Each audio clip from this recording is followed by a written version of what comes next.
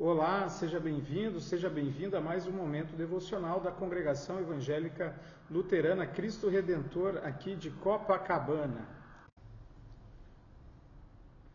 Nosso tema de hoje é crescimento espiritual, baseado no texto de Filipenses capítulo 3, versículo 12 a 14. Que Deus Pai, Filho e Espírito Santo abençoe o nosso meditar na sua palavra.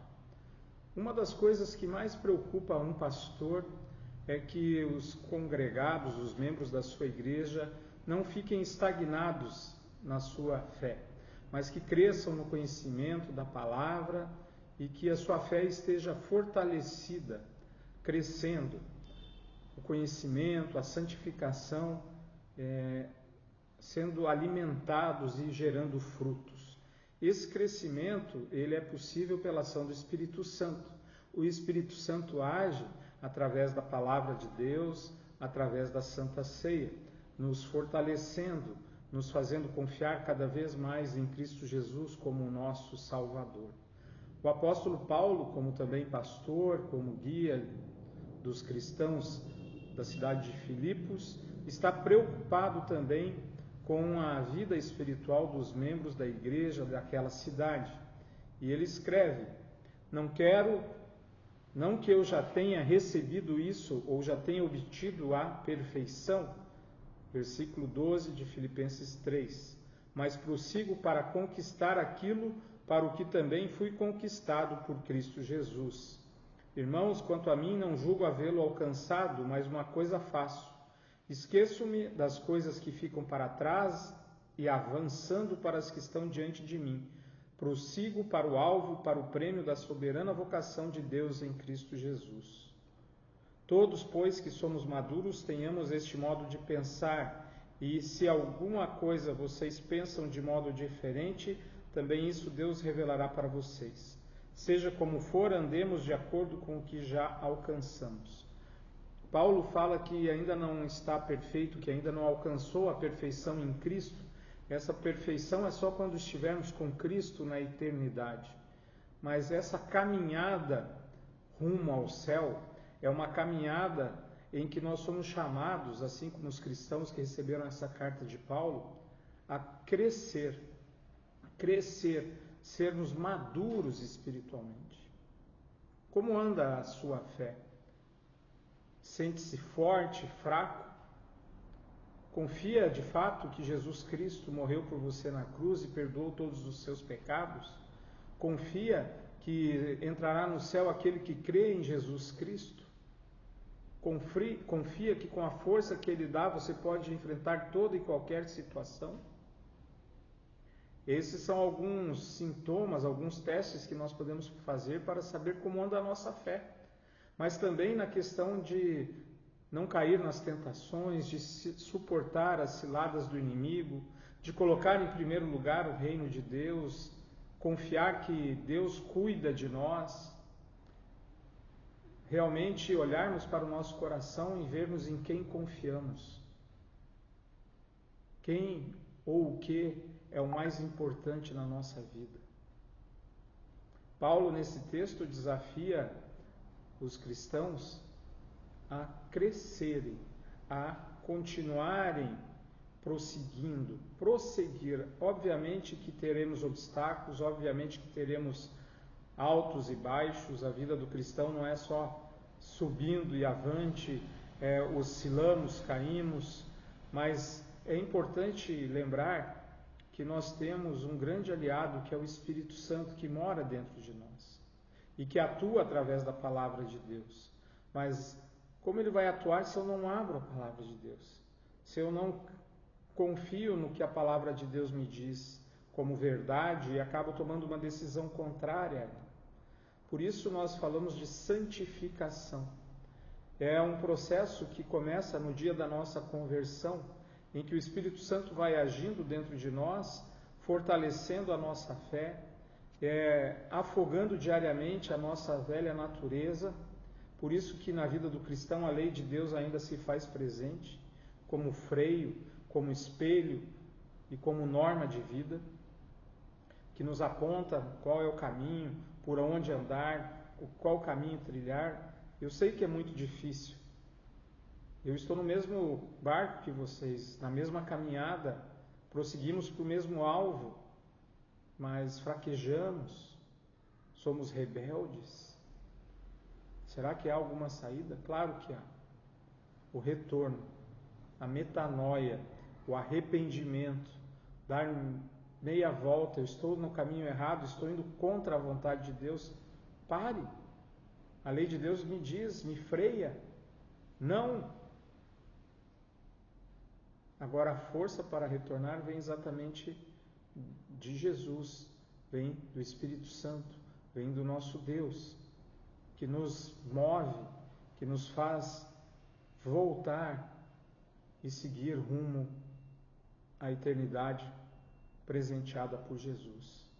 Nós somos chamados a olhar fixamente para o autor e consumador da fé, Jesus Cristo. O mundo, o diabo e a nossa carne querem desviar o nosso olhar. Mas olhemos firmemente para Jesus. Caminhemos, aprendamos aos pés de Jesus, ouvindo as suas palavras, procurando sermos imitadores de Jesus, no seu temor a Deus, na sua maneira tão querida de lidar com as pessoas. Por isso, meu irmão e minha irmã, esse texto ele é tão importante, porque Paulo reconhece que ele ainda não chegou na perfeição, e não na perfeição que ele pode conquistar com seus esforços, mas na perfeição que Cristo dará a ele. Ele sabe que essa perfeição só chegará até ele e até nós no dia que entrarmos nos céus. Mas isso também não deve servir apenas, como eu não vou ser perfeito, mas a gente pode melhorar.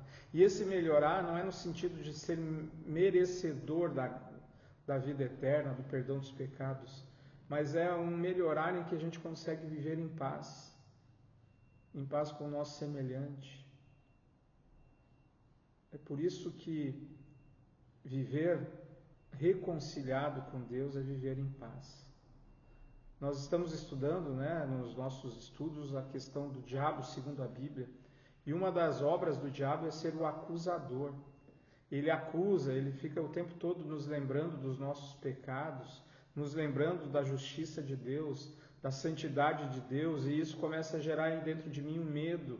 E esse medo me paralisa, me afasta de Deus, eu fico com vergonha de Deus, eu não me sinto merecedor de estar na presença de Deus, aí eu me afasto da igreja, me afasto da Santa Ceia, e ele faz isso exatamente porque ele sabe que o que me fortalece, o que me santifica, o que me permite me aproximar de Cristo é exatamente a palavra e a Santa Ceia, pois ali Deus age, atua, traz para mim a boa nova do perdão, a boa nova de que Jesus me ama e me perdoa e me aceita e me levanta e que Ele me conduz e que Ele me alimenta e que Ele me restaura.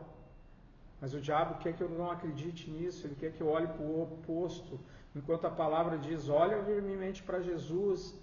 Ele quer que a gente, por vergonha, por medo, por culpa, abaixe os nossos olhos e não olhe mais para Jesus, mas olhe para os nossos desejos, para as nossas vontades, e a gente acaba caindo, e a gente acaba se lambuzando na lama, até que a gente fique totalmente perdido e não saiba mais como sair, e não saiba mais como voltar. Mas aí de novo a palavra nos lembra a história do filho pródigo, que lembrou da bondade do pai, da generosidade do seu pai. E ele volta, humilde, mesmo que seja para ser servo na fazenda do seu pai. Ele aprendeu que é melhor ser servo na casa do seu pai do que dono do mundo. Que ninguém é dono do mundo. O mundo jaz no maligno. O Rei dos Reis está de braços abertos, nos esperando. Ele quer nos dar a perfeição, quer nos dar a eternidade. Para isso, nos chama a continuar caminhando. Mas cuidado, cresça, não fique estagnado, porque espiritualmente ninguém fica estagnado. Ou avançamos e crescemos, ou vamos nos afastando, paramos de caminhar, retrocedemos, esquecemos, diminuímos e morremos.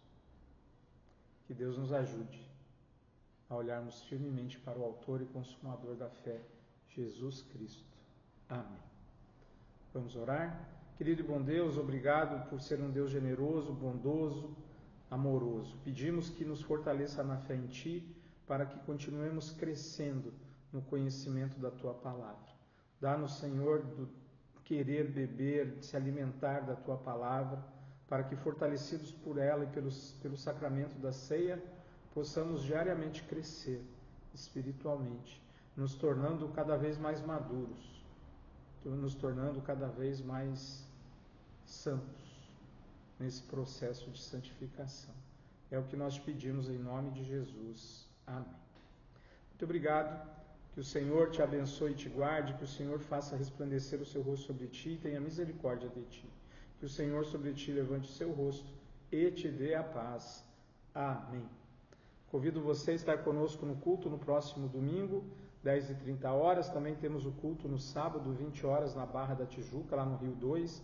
E também nesse final de semana, no dia 6 de julho, nós temos a Festa da Roça, uma ação social da Igreja Luterana, da Igreja Batista, ambas de Copacabana, e também da Associação Oasis, aqui dos moradores do bairro Peixoto, uma área aqui de Copacabana, das 11 até as 15 horas, com barraquinhas, com alimentação, com muitas coisas bacanas, ligados a essa época do ano, as festas caipiras, juninas, e nós convidamos você a participar, você que está no Rio de Janeiro.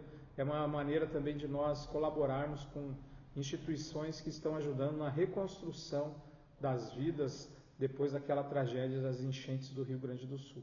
Contamos com você. Um forte abraço, que Deus continue te abençoando.